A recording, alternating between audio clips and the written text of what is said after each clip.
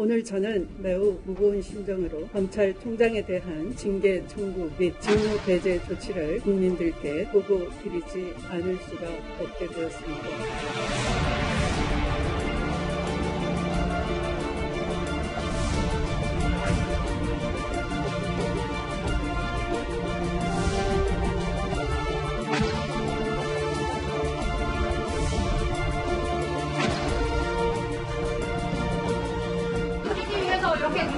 너무하네 진짜. 가도 쓰는 거 그냥?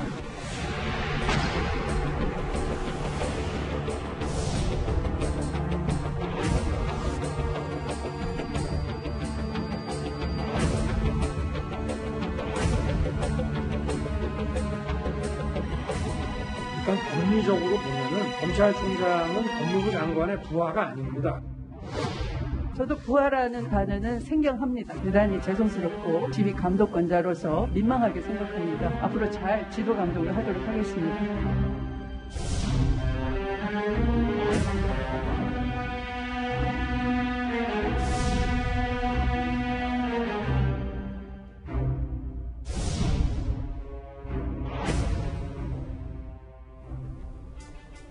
예, 수요일 뉴스탑 10은 헌정사상 초유의 검찰총장 직무 정지 소식으로 시작을 하겠습니다.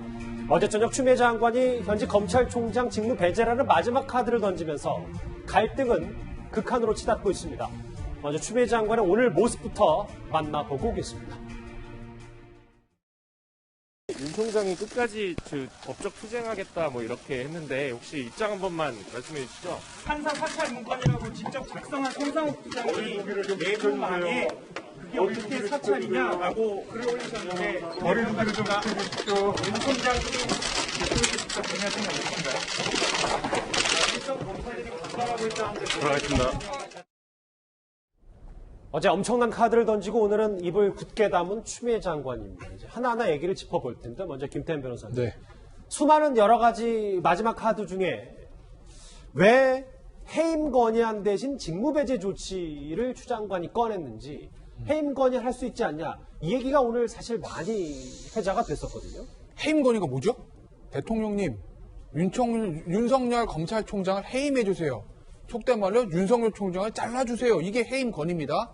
그러면 법무부 장관을 해임 건의할 뿐, 그 해임에 대한 결정을 누가 하는 거죠?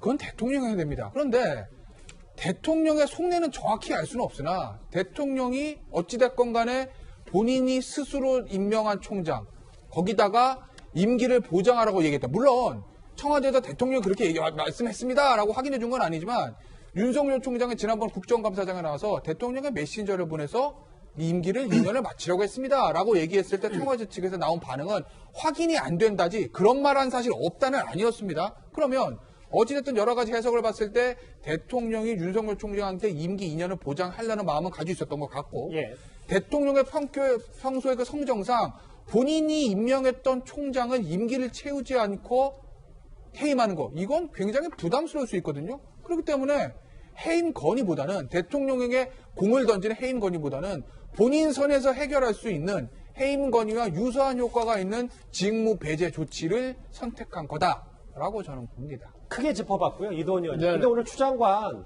지금 파장이 어마어마하잖아요. 근데 그 이후에는 별다른 언급이 없습니다. 추 장관 그럼 앞으로 어떤 절차 이후에는 뭐 입을 계속 굳게 다물 것 같습니까? 어제 직무정지, 그다음에 징계 요청이라는 뭐 엄청난 카드를 던졌는데 오늘 만약에 그 입을 열게 되면은 직무정지와 관련한 구체적인 그 이유에 대해서 답변을 해야 되는 거 아니겠습니까? 그런데 어제 제시한 6가지 이유에 굉장히 허점이 많아요. 그래서 답변하게 되면은 또 다른 논란거리가 될 수 있습니다. 사실 지금 그 6가지 이유가 어떤 법리나 원리나 그 논리나 이런 거보다는 밀어붙이겠다 이런 성격이 강하기 때문에 뭐 어떤 질문이 나와도 개의치 않고 밀어붙일 가능성이 굉장히 큽니다. 지금 추미애 장관이 뭐 총대를 맸다는 얘기도 하지만 제가 보기에는 본인을 위해서 본인이 무대를 만들고 그 무대 위에서 열심히 맹활약을 하는 것 같은데 그런 정치적 의지가 너무 강해서 이게 오히려 역효과가 나는 건 아닌지 그런 우려도 됩니다. 알겠습니다.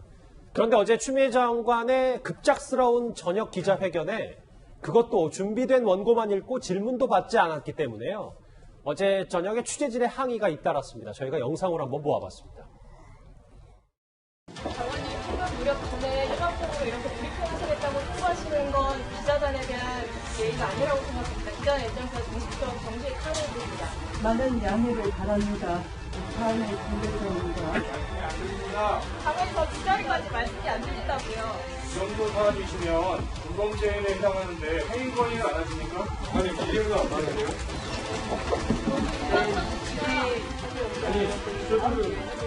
아니, 오늘 그러실 거면 오늘 할 게 아니라 내일 하시고 지명답 시간 충분히 하셨으면 되지 않습니까? 진짜 너무하네, 진짜. 저도 자주 쓰는 건데요? 예. 어제 현장 분위기를 잠시 영상으로 만나봤는데요. 조상호 부대변인. 네. 일방적인 통보 아니냐? 질응답은 왜 안 받냐? 여러 가지 얘기도 있어요. 물론 사안이 중대성이 있으니까 긴급히 추장관이 할 수밖에 없었다는 것도 어느 정도는 납득이 됩니다만 어제 저희도 이 뉴스탑10 속보로 전해드리면서 계속 실시간으로 영상도 좀 저희가 제공을 받지 못했거든요. 이게 좀 뭔가 껄끄러운 부분을 좀 넘어가려고 하는, 최소화하려고 하는 의도 아니냐, 이런 해석도 있습니다. 글쎄요, 일단은 그 징계 사유로 언급된 6가지 중에 한 가지를 저희가 나머지 5가지는 지금까지 충분히 논란이 되었던 상황이고, 그 다음에 양측 다 서로 주장들을 다 해왔던 상황입니다. 그렇기 때문에 그 부분에 대해서 별달리 새로울 게 없어서 그런 부분을 설명을 안 하기 위해서 그렇게 시간을 잡았을 것 같지는 않고요. 예. 일단은 사안의 중대성 측면에서 당연히 장관이 직접 발표하는 형식을 취하는 게 맞고, 그 다음에 두 번째로는 이제 이번에 그 6가지 사유 중에 하나는 정말 새롭게 추가된 사유 아닙니까? 그래서 근데 이 판사 사찰 의혹 자체가 이런 중대한 문제가 있었기 때문에 대면 조사의 필요성을 느꼈을 수도 있겠다. 근데 그럼에도 불구하고 대면 조사 일정 여부 자체도 거부하고 있는 상황이니 그 부분에 대해서 이제 이렇게 징계 청구로 나갈 수밖에 없지 않나 하는 생각을 그때 결단을 내렸던 것 같습니다. 그래서 이거를 갖다가 만약에 통보만 해놓고 기자회견은 그 다음날 한다든가 그러면 더 소란스럽거든요. 그러니까 그 결심이 쓰고 그 부분에 대해서 통보를 한 직후에 바로 기자회견을 연 것으로 보이고요. 그다음에 아까 잠깐 나왔던 부분에 대한 팩트를 좀 정리할 필요가 있는데 해임 건의의 방법이 더 바람직했던 거 아니냐 이런 지금 기자분도 이렇게 나와서 말씀을 하시더라고요. 근데 해임 건의라는 건 불가능합니다. 왜냐면 우리 법상 검찰총장도 검사고 검사는 검사 징계법에 정한 절차에 따라 해임 등 처분이 이루어지는 것이고 그 외에는 국회에서 탄핵하는 방법밖에 없거든요. 그래서 그런 법적 절차를 준수하기 위해서 그 절차를 밟았다고 보시면 될 것 같습니다. 예, 이동민. 언론이기 때문에 언론에 대한 문제는 한번 짚어야 될 것 같은데 이 정도 굉장히 중요한 사안이면은 당연히 그 법무부 장관이 시간을 미리 충분히 예고하고 설명을 한 다음에 기자들로부터 일문일답을 받아야 됩니다. 그런데 저런 식으로 딱 발표만 하고, 그러니까 통보도 40분 전에 하고 발표만 하고 간다면은, 이거는 통보하는데 그 언론을 이용만 하려고 하는 거 아닌가? 그런 생각을 할 수가 있죠. 그렇다면은 도대체 문재인 정부의 언론관은 어떤 것인가? 지금 그 문재인 대통령도 정식 기자회견 3년 6개월 동안 4회, 간담회 합쳐서 한 6회 정도 했는데, 이게 과연 이 지금 문재인 정권의 그 언론관이 충분히 민주적인가? 여기에 대해서도 좀 의문을 갖게 합니다. 예. 형식 얘기를 잠시 해봤는데 이제 내용에 집중해 보겠습니다. 자, 그렇다면 추미애 장관이 내세운 윤석열 총장 징계 사유가 정말로 타당한지 저희 뉴스탑10도 꼼꼼히 따져보겠습니다. 오늘 저는 매우 무거운 심정으로 검찰총장에 대한 징계 청구 및 직무 배제 조치를 국민들께 보고 드리지 않을 수가 없게 되었습니다.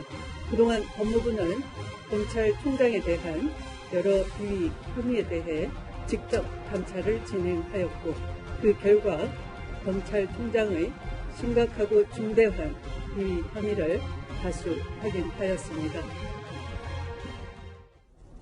하루 늦게 저희가 영상 촬영도 해서 이런 저런 얘기들 이제부터 해볼 텐데요. 정 변호사님. 네. 6가지 사유를 들면서 윤 총장 직무에서 손 떼야 된다는 게 추 장관이 내세운 주장인데 이 하나하나 짚어보기 전에 먼저 추 장관이 윤석열 총장의 해명과 설명을 듣지 않은 것도 문제다. 절차상 문제다. 이런 지적도 있습니다. 그렇습니다. 이제 그 검사에 대한 감찰을 하려면 적법한 절차에 따라서 해야 된다고 해서 이제 만든 게 법무부 감찰 규정이라는 게 있거든요. 예. 그 법무부 감찰 규정에 보면 감찰의 준칙그래서 검찰의 독립성과 중립성이 훼손되지 않도록 해야 된다. 3조에 그런 게 있습니다. 또 자료 요청한 경우에 충분한 준비 기간을 부여해야 된다. 아하. 그런 내용도 또 있고요. 그리고 15조에 보면은 이런 형사처벌이나 징계처분을 받을 만하다고 인정할 만한 상당한 이유가 있다. 그런 경우에 이제 조사를 하도록 이렇게 되어 있습니다. 그리고 나아가서 만약에 이런 감찰에 불응하면은 그것도 이제 감찰 사안으로 처리한다 이렇게 되어 있는데 예. 지금 윤석열 총장에 대해서 과연 이런 절차들이 지켜졌는지에 대해서 다툼이 있고요. 만약 이런 절차가 제대로 지키지 않았다고 한다면 결국에는 일단 결론을 정해놓고 윤석열 총장을 해임하기 위한 쪽으로 몰고 가는 것이 아닌가 그런 의심이 충분히 드는 거죠. 그러니까 추미애 장관 입장에서 윤석열 총장을 해임하는 것이 적정한가 하는가 그거는 둘째치고 하여튼 그렇습니다. 그러니까 그런가 하면 추 장관은 검찰 개혁을 위해서 윤석열 총장을 말하자면은 해임한다고 생각하고 있는 걸로 보이는데 예. 이거는 이미 해임을 하기 위해서 이렇게 끌고 가는 것이 아닌가. 왜 그런가 하면 검사는 검찰청 법에 따라 가지고 징계에 의하지 않으면 해임 안 되거든요. 그래서 미리 결론을 정해놓고 가는 것이 아닌가. 그런 의심이 상당히 듭니다. 사전에 윤 총장을 부르지도 않고 설명 해명도 없는 절차상 문제도 있는 거죠. 그렇습니다. 알겠습니다. 자, 그런데 이 6가지 비위 혐의 가운데 가장 관심이 집중되고 있는 건 바로 이 부분입니다. 새롭게 제기된 이 재판부, 검찰의 재판부 사찰 의혹인데요. 이것 관련해서 어제 추 장관의 목소리가 있습니다. 같이 먼저 들어보겠습니다.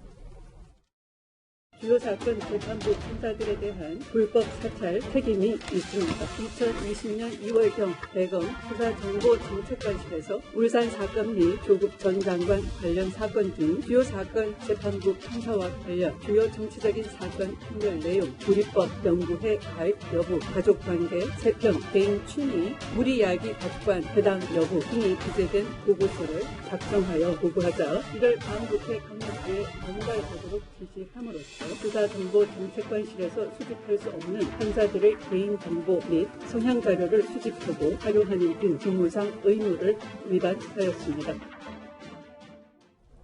이 부분이 좀 새롭게 알려진 거잖아요, 김태현 변호사님. 조국 전 장관 사건 재판부 사찰 의혹 저희가 어떻게 바라봐야 됩니까?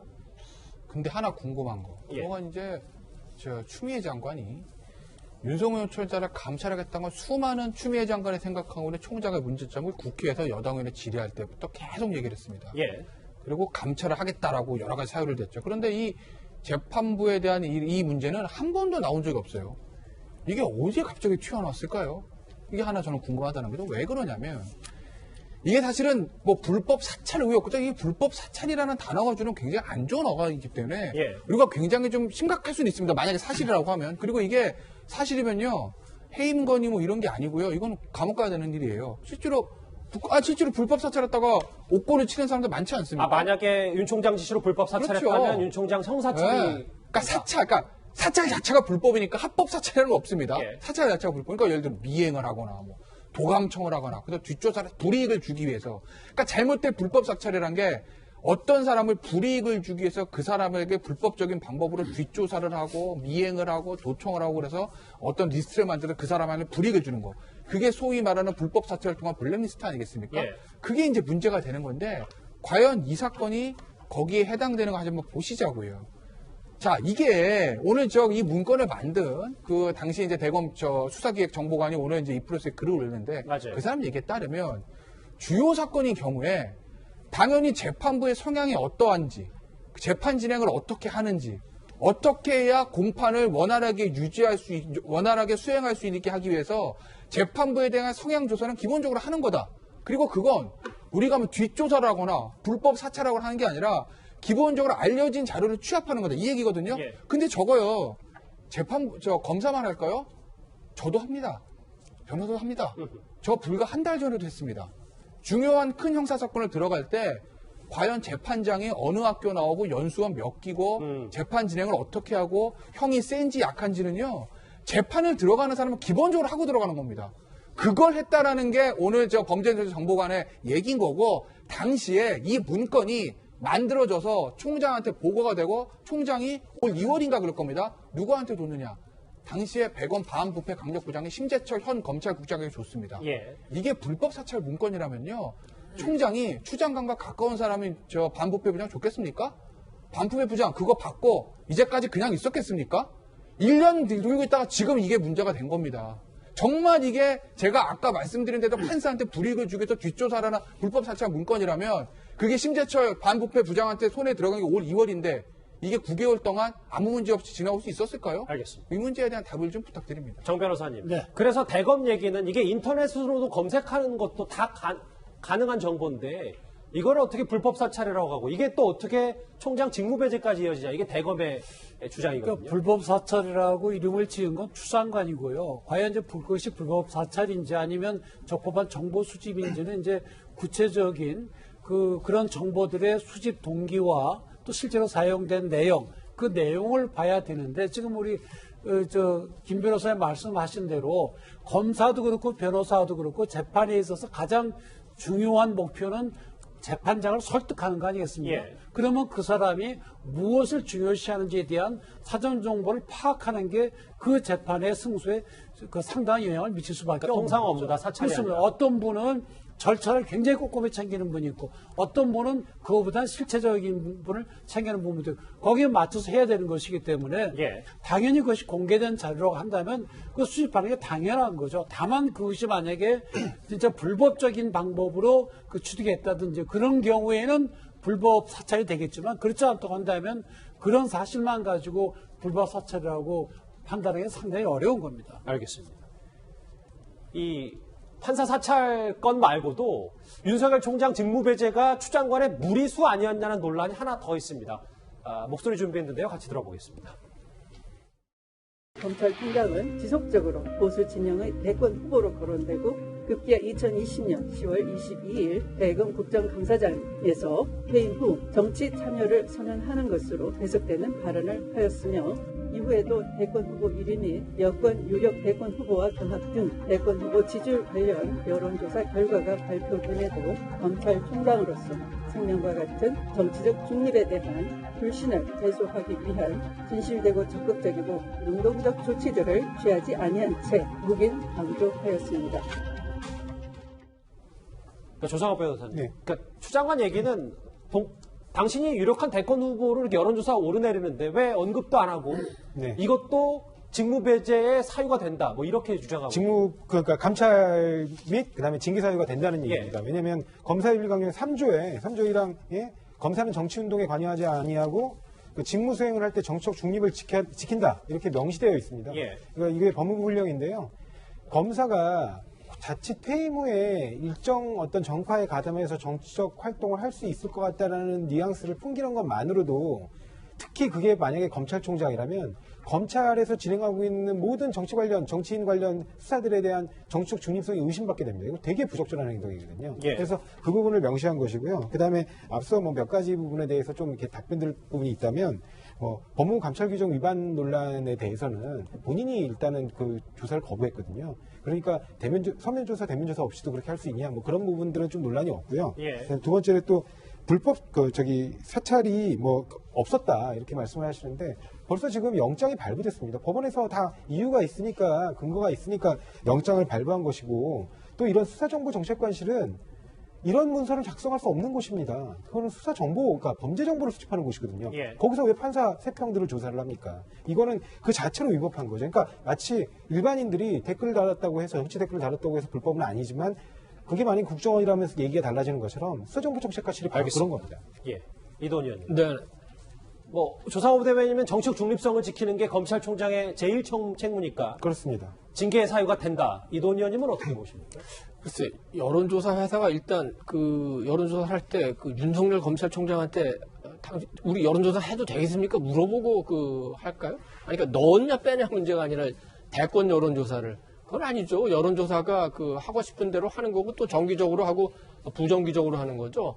정치적 의지. 지난 국감에서 퇴임 이후를 물어보니까 사회 봉사하겠다. 거기서 정치가 포함되느냐 할 때 지금 말씀드릴 수 없다. 그거를 이제 언론과 정치권이 정치를 할지 모른다고 해석한 거죠. 예. 물론 굳이 잘못을 따지자면 그렇게 해석하는데 왜 해석이 잘못됐다고 얘기를 안 했습니까? 이렇게 물어볼 수 있지만 그거는 조금 지나치게 과한 거죠. 만약에 정치적 중립을 지금 문제 삼는다면 공무원으로서 당연히 정치적 중립을 지켜야 될 추미애 법무부 장관의 정치적 중립이 훨씬 더 의심스러운 상황 아니겠습니까? 예. 이거를 여론조사에 1등 했다고 정치적 중립이 아니다 이렇게 밀어붙이는 거는 여론조사 1등에 대해서 여권이 좀 질투하는 거 아닌가 이런 생각까지 듭니다. 알겠습니다. 징계 사유, 직무배제 사유 저희가 굵직한 내용을 하나하나 짚어봤는데요. 그런데 이 추미애 장관은 윤석열 총장을 향한 사퇴 압박 2차전에도 돌입한 것 같습니다. 판사 사찰을 언급한 지 하루 만인 오늘 대검 감찰부가요. 문건 작성의 주체인 대검 수사정책정보관실을 전격적으로 압수수색했습니다. 압수수색을 했는데 근데 이제 이것도 논란이 있더라고요. 선후관계 압수수색을 먼저 하고 그다음에 문제가 있으면 그러니까 징계 사유다가 아니라 징계 사유가 있다고 해놓고 뒤늦게 압수수색하는 거 저희가 어떻게 봐야 돼요? 그러니까 윤석열 총장을 뭐 징계위원회에 해부한다. 근데 그 징계 사유로서 저것이 들어있다고 한다면 예. 저거에 대한 압수는 진작에 돼 있었어야죠. 예. 그래서 수사정보 담당관실 압수를 해보니 불법적으로 취득한 그런 정보들이 있다. 따라서 그건 징계 사유가 된다. 이렇게 해야 되는데 일단 징계 사유다 그러면서 거기에 대해서 조사나 증거가 확보되지 않은 상태에서 뒤늦게 하는 거는 결국 추미애 장관의 징계 위원회 해부 자체가 이게 근거나 충분한 증거가 없는 것이 아니냐 그런 의심을 받을 수밖에 없는 거죠. 그러니까 이 앞서 얘기했던 내용이 근거가 좀 빈약하다는 증거다 뭐 이렇게 보시죠. 그래서 그렇게 볼 수밖에 없는 거 아닙니까? 알겠습니다. 김태현 변호사님. 추 장관 얘기 좀 중간 정리를 해볼게요.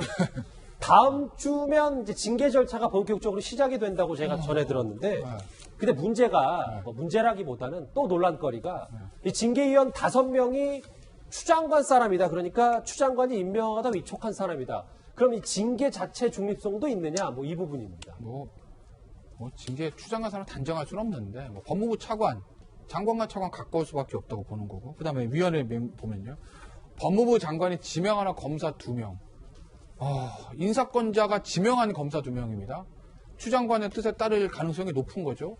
근데 문제는 이제 그 외부위원인데 외부위원이 사실은 변호사나 예를 들어서 법학 교수나 학식이 풍부한 사람, 학식이 풍부한 사람은 누군지 모르겠습니다만 포괄적인 규정입니다. 이런 사람들 중에서 지금 위촉하는 것이거든요, 장관이. 예. 그러니까 외부 인사기 때문에 사실 내부 검사보다는 장관의 입김에서 좀 자유로울 수는 있지만 그래도 장관이 위촉하는 사람이기 때문에 기본적으로 장관의 뜻에 따를 가능성이 높지 않느냐. 그렇다고 보면 전체 인원 중에서 과반을 차지하면 징계가 나오는 건데 과반 의결?